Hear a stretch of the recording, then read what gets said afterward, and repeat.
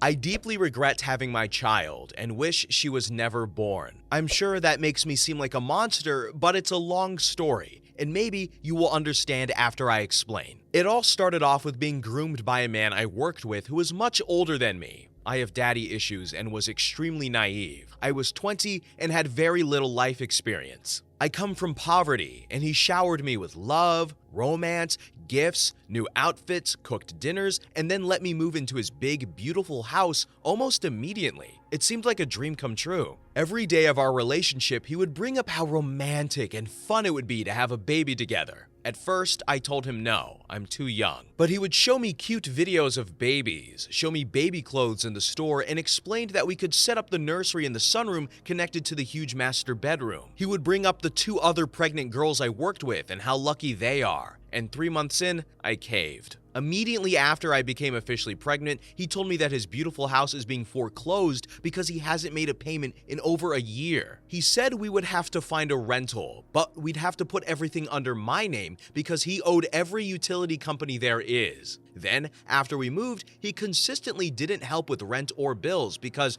I have to pay so much in child support to my ex-wife because she's greedy. Over the next 3 years, he constantly lied, flirted with other girls in front of me and on his social media accounts, would brag about all the girls that would hit on him at work because he knew how insecure I was, treated me like an inferior in every way. He was very controlling and wouldn't let me do certain things. During the whole thing, he has gaslit me into thinking I was crazy for thinking any of these things about him. I hated him, but I was so terrified of being a single mother that it took me 3 years to leave him. The minute I left, he stopped caring about our child. He refused to pay for any of her expenses, such as daycare, $500 a month. He refused to pick her up or drop her off anywhere or to take her to any of her medical appointments. And a few months later, he started dating a girl from work who was 2 years younger than me, and they got pregnant 1 month in. Now, due to the abandonment by her father, my child developed RAD, reactive detachment disorder. If you don't know what that is, just look it up. Reactive attachment disorder is a rare condition where children don't form an emotional bond with their caretakers. It's life-shattering. She has also been diagnosed with ODD and ADHD, and we are currently waiting for our appointment to get her evaluated for autism. She has physically and emotionally abused me for as long as she physically and mentally could. None of the kids liked her at daycare because she was so mean, and it never got better from there. She is now 9 and one of the most heartless people I have ever known. She shows no signs of empathy or genuine remorse. She wants what she wants, and if you are in her way, she will do anything to get you out of her way. She once beat me with any object she could find for 6 hours straight because I was between her and the door while she was trying to run away. We were staying with relatives on an island in Maine, and there was no police presence to help me. I was covered in bruises, but I had to keep the other children safe from her. I put her in holds but could only physically hold her for so long. She has been seen abusing animals, stomping on our cat's tail, throwing our puppy off the porch, yelling at them for no reason, with again zero remorse or regret. She has strangled another child who was supposedly her best friend. She is as mean as they come, such as walking up to my mom and saying, "Grandma, you're ugly," to my mom, who is incredibly insecure about the way she looks. She is incredibly immature and is constantly having screaming fits of rage. She acts like the most spoiled kid in the entire world, even though we have always been poor and could never nor ever wanted to spoil her. Because she is so highly horrible to be around, nobody will watch her to give us a break. So, me and my now husband feel like prisoners waiting out a sentence. Halfway there, praying she doesn't become the next mass shooter or serial killer. I hate my life deeply. I hate how she suffers. I don't hate her, but I hate her actions. I hate when she bullies other kids or my mom. I hate when she is mean to animals. I hate how she talks to anyone in a place of authority. I'm terrified of what the future holds for her. A person with zero respect for rules or authority? Most days, I look forward to dying because it will be more peaceful than this.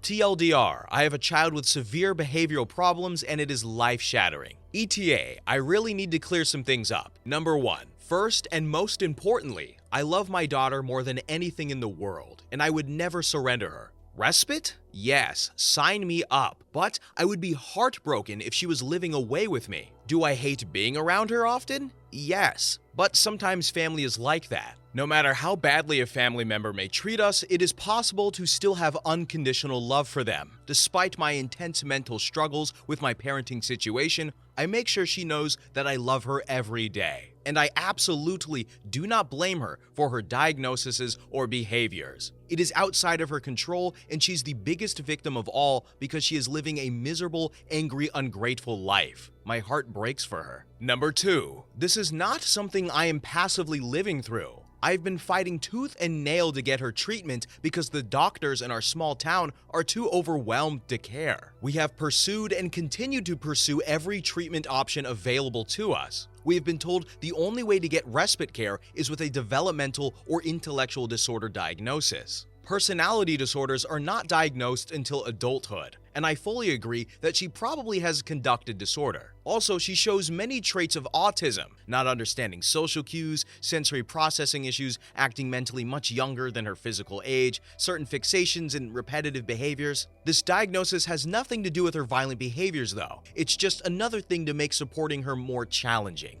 Number 3. As far as discipline goes, for those who might think we don't discipline, we have tried absolutely every angle guided through her therapist. And I absolutely refuse to spank or hit a child, especially one that is already prone to violent behavior. Teaching her that hitting is appropriate? Never. Nor could I bring myself to hit her. She has had everything taken away to where her room is bare. She has lost all of her privileges, choosing what food she gets to eat, what clothes she gets to wear, outings, whatever we can think of. This only makes her behavior worse because she then thinks she has nothing to lose. We've tried positive reinforcement and incentives, but the reason her ADHD diagnosis is important is she doesn't understand past or future. She doesn't understand that if she cleans her room now, she will get $5 when she is done. But she wants the reward now, before she completes the task. But of course, will not follow through on the task if she gets the money first. I am not a pushover parent. I had to actually dial back because I was being aggressively stern with her. Number 4, it took me 3 years after leaving my ex to learn that I didn't have to hire an attorney to go after child support. I started receiving child support when she was 6. I didn't go sooner because I thought it would cost me thousands and I was extremely poor. Number 5, despite all of her diagnoses and behaviors, she still has her good moments, and we try so hard to make good memories with her. We take her to local children's events, out to the movies, fishing, sledding, swimming. We read to her and play games with her. We try so hard. So please don't look at me like I'm a lazy pushover parent. No one could possibly know how hard we've tried and how hard we will continue to try to make her a functioning person in society, but we definitely fear for the worst. Number 6, I should have put this in the original post. I am hugely responsible for her RAD.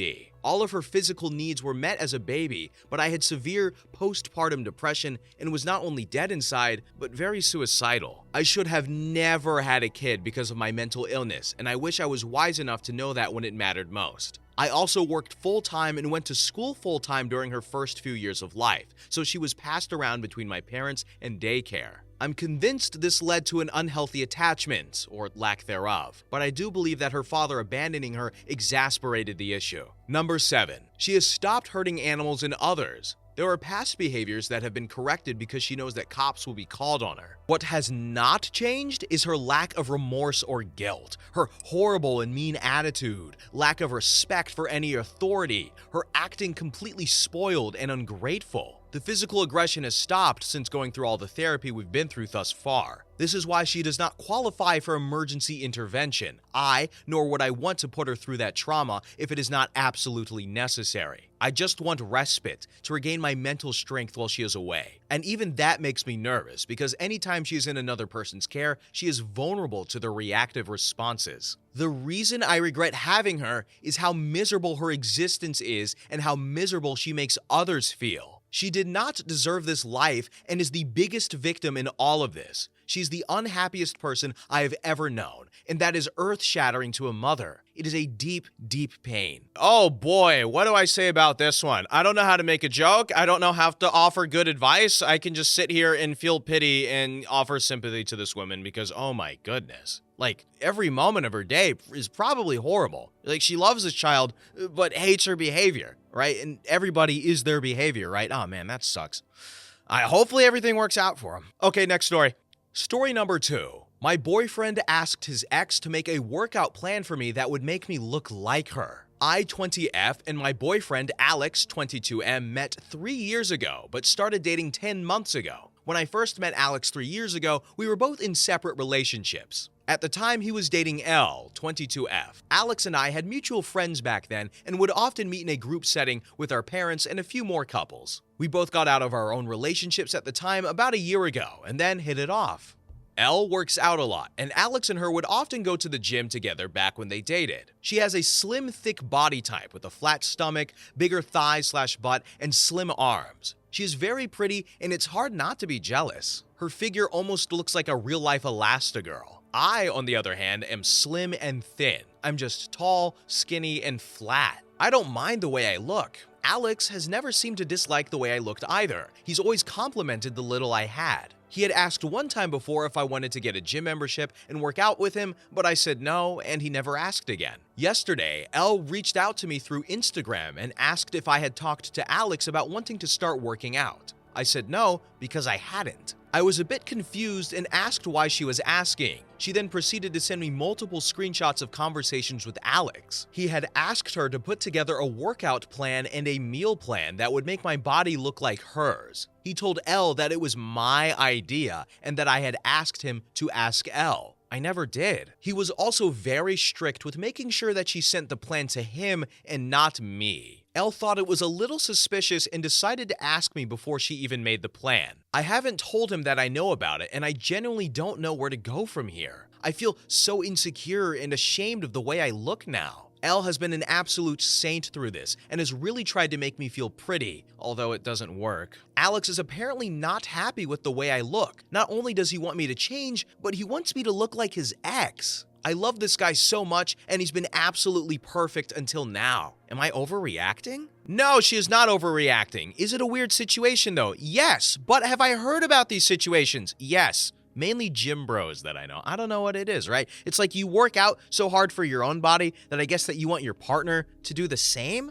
So I can understand that, but you can't get somebody to change their body type, right? I want an update to this one, actually. I want to know what happens next. Okay, next story. Story number 3. My father-in-law had a meltdown because I proved he doesn't know his son. So me, 34M, and my husband, 30M, do our damnness not to spend an abundant amount of time with my father-in-law. He's a cowardly narcissist who says hot dog unironically. Ever since I came into the picture almost 7 years ago, we have simply not meshed. A great deal of that is due to the fact that I've spent those years instilling confidence and boundary setting in my husband.